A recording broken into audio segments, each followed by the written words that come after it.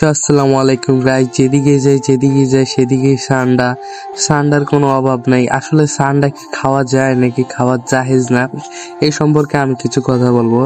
আপনারা যারা কিনা সান্ডার ভিডিও দেখছেন, বাঙালিরা তো এইসব সান্ডার ভিডিও সম্পর্কে কিছুই জানে না। সান্ডা আসলে অনেক সুন্দর প্রাণী, আর এগুলো কিন্তু ঘাস লতা পাতা খায়, কোনো ধরনের মাছ মাংস জাতীয় খাবার খায় না। আমাদের বাংলাদেশে যেমন গুলশাব আছে, ওগুলা কিন্তু গুলশাব না, এটা হচ্ছে গিয়ে সান্ডা। সান্ডা হচ্ছে এর প্রকারভেদ আছে কিছু, যেমন সান্ডা মরুভূমিতে বসবাস। সান্ডার লেজ কাটা থাকে এবং আত্মরক্ষার জন্য ব্যবহার করে।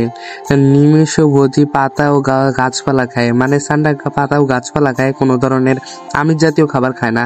ইসলামিক শরীয়তে হালাল। রাসূল সাল্লাল্লাহু আলাইহি সাল্লাম নিজে না খেয়ে সাহাবীদেরকে খেতে বলছেন, মানে সে নিজে খায় নাই কিন্তু বলছে যে সাহাবীরা খাও, কারণ আমার এসব মানে ভক্তি নেই, আমাদের এলাকায় চলে না।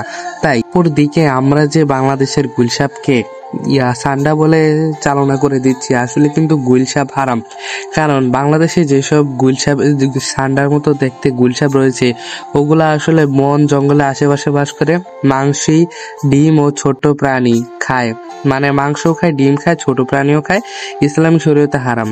আর রাসূল সাল্লাল্লাহু আলাইহি সাল্লাম গুলশাবকে খাইতে নিষেধ করছেন, মানে এইটা কিন্তু গুলশাব পুরাই হারাম, কারণ এগুলা মাংসাশী প্রাণী। আর সান্ডা হচ্ছে তৃণভোজী এবং ঘাস লতা পাতা খেয়ে বেঁচে থাকে।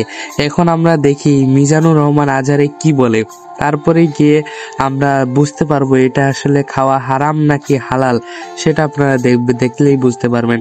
আসলে গুলশাব খাওয়া হারাম, কিন্তু সান্ডা খাওয়া হালাল। গুইসাপ জাতীয় একটা প্রাণীর কথা সহিহ বুখারীতে এসেছে, যেটা আমাদের বাংলাদেশে অনেক এলাকায় সান্ডা বলে থাকে। তো গুইসাপ হালাল বলে যে গুইসাপ আমাদেরকে খেতে হবে, সান্ডা আমাদেরকে খেতে হবে, এমন কোনো কথা নেই। আপনার যদি রুচিতে কুলায় আপনি খাবেন।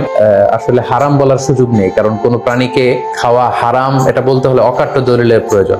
আল্লাহ দিল্লাল কাতঈয়া ছাড়া আসলে কোনো জিনিসকে হারাম বলা যায় না। তো এক্ষেত্রে এটা রুচির ব্যাপার। আমরা যদি গোটা বিশ্বে দেখি যে মেজরিটি মুসলিম কান্ট্রিতে কাঁকড়া খাওয়া হচ্ছে, অনেক স্কলারদেরকেও আমরা দেখেছি ওনারা কাঁকড়া খাচ্ছেন, ওনারা স্কুইড খাচ্ছেন, অক্টোপাস খাচ্ছেন। তো সেক্ষেত্রে আমাদের রুচিতে যদি ভালো লাগে তাহলে আমরা খেতে পারি, এটা রুচির সাথে সম্পৃক্ত। আপনার রুচিতে যদি না কুলায় আপনি খাবেন না। যেমন এই ক্ষেত্রে আমরা উদাহরণস্বরূপ দব হাদিসে যেটা গুইসাপ জাতীয় একটা প্রাণীর কথা সহিহ বুখারীতে এসেছে, যেটা আমাদের বাংলাদেশে অনেক এলাকায় সান্ডা বলে থাকে। তো এই গুইসাপ জাতীয় প্রাণী খাওয়া কিন্তু হারাম নয়। আমরা সহিহ বুখারীর বর্ণনায় জেনেছি যে আল্লাহ রাসূল সাল্লাল্লাহু আলাইহি ওয়াসাল্লামের স্ত্রী মাইমুনা রাদিয়াল্লাহু তাআলা আনহার বাসায় আল্লাহ রাসূল সাল্লাল্লাহু আলাইহি ওয়াসাল্লাম সহ অনেক সাহাবারা খেতে বসেছিলেন। সেখানে একটা প্লেটে গুইসাপকে ফ্রাই করে দেওয়া হয়েছিল। রাসূল সাল্লাল্লাহু আলাইহি ওয়াসাল্লাম খেয়াল না করে সাধারণ গোশত মনে করে সেখানে তিনি হাত দিচ্ছিলেন। তখন অনেক মহিলা সাহাবারা বললেন, ইয়া রাসূলুল্লাহ, এটা তো দব, এটা তো গুইসাপ। এই কথা শুনে আল্লাহ রাসূল সাল্লাল্লাহু আলাইহি ওয়াসাল্লাম সেখান থেকে হাতটা সরিয়ে নিলেন। তো এই দৃশ্য দেখে খালিদ ইবনে ওয়ালিদ রাদিয়াল্লাহু তাআলা আনহু উনি জিজ্ঞেস করলেন, ইয়া রাসূলুল্লাহ, গুইসাপ খাওয়া কি হারাম?